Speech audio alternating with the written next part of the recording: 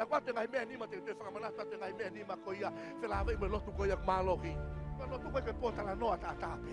Ko lotu te talanoa ke o tua pe talanoa mai o tua ke te koe pe moau.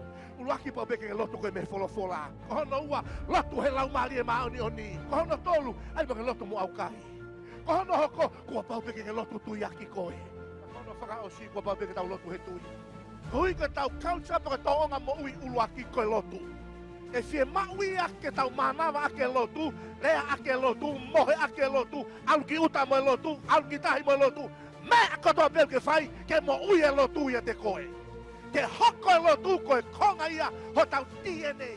Koe konga ia tau mo isiasi, kau ke fie mau e tokoni ai otua, kua pau peke ke lotu koe. Hei kai ngā unu hame a ia, o ka pau hei kai ke wha lotu ia. Uma ke tau ona tu ia ngai tu ina mo eike ngai eike.